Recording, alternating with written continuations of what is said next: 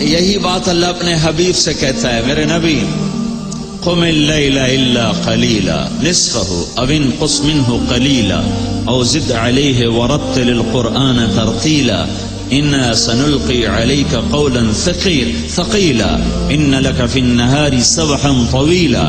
میرے محبوب تیرا دن میں کام ہے بہت زیادہ، تو رات مجھے دیا کر، رات کو اٹھا کر تیری میری بات ہونا بھی ضروری ہے۔ دعوت میں اتنا نہ لگ کہ تیری میری بات ہی نہ ہو، تبلیغ میں اتنا نہ لگ کہ تیری میری بات ہی ختم ہو جائے، تو رات کا وقت مجھے دیا کر، اس میں تو اور میں آپس میں بات کریں گے۔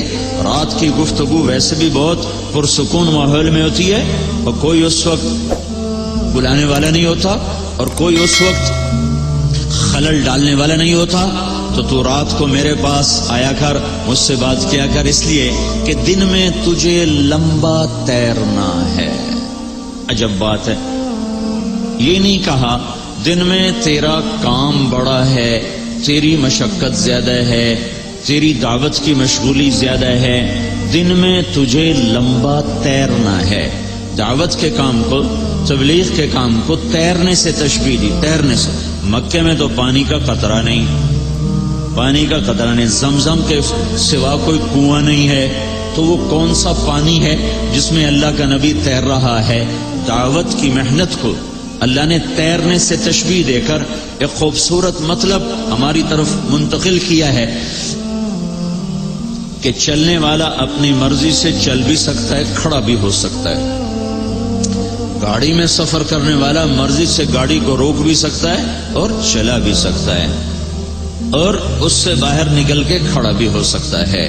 لیکن جو آدمی پانی میں اتر جاتا ہے اس کی مرضی ختم ہو جاتی ہے، اس کے ذمے ہر حال میں تیرنا ہے، جب تک دوسرا کنارہ نہ آ جائے وہ تیرنا چھوڑ نہیں سکتا کہ چلو میں تھوڑی دیر آرام کر لوں۔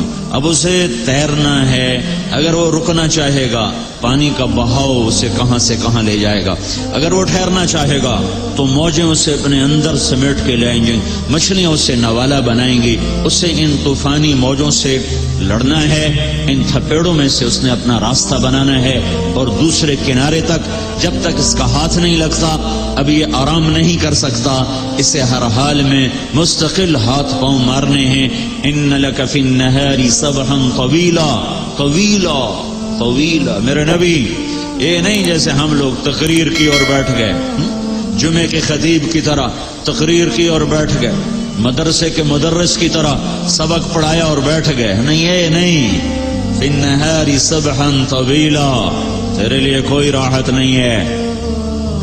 جب یہ آیت آئی یا ایھا المدثر قم فانذر وربک فکبر وثیابک فطہر والرجز فہجر ولا تمنن تستکثر ولربک فاصبر، تو اس پر اللہ کے نبی نے فرمایا خدیجہ میرا بستر لپیٹ دے، میرے آرام کے دن ختم ہو گئے۔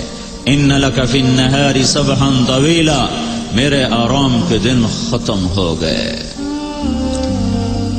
دوسرا کنارہ کب تک، دوسرا کنارہ کب آئے گا؟ دوسرا کنارہ ہے کیا؟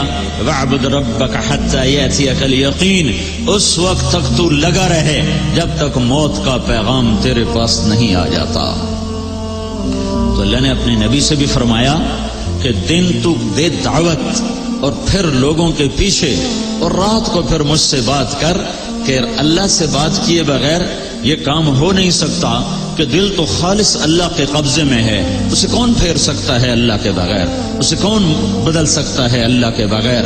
نبیوں سے بڑھ کر کوئی دعوت نہیں دے سکتا، ان سے بڑھ کر کوئی ہمدرد خیر خواہ نہیں ہوتا، ان سے بڑھ کر کوئی اندر میں کڑن اور غم اور گھٹن لینے والا نہیں ہوتا، لیکن اس کے باوجود لوگ اکڑ گئے، نہیں ایمان لائے۔ ابو جہل نے کہا میں قسم کھاتا ہوں کہ یہ سچا نبی ہے پر میں ایمان نہیں لاؤں۔ محکم بن طفیل نے مسیلمہ کذاب سے کہا، یہ مسیلمہ کذاب کا سالار تھا، کہنے لگا مسیلمہ اللہ کی قسم تو جھوٹا ہے، لیکن ربیعہ کا جھوٹا مجھے مضر کے سچے سے زیادہ پیارا ہے۔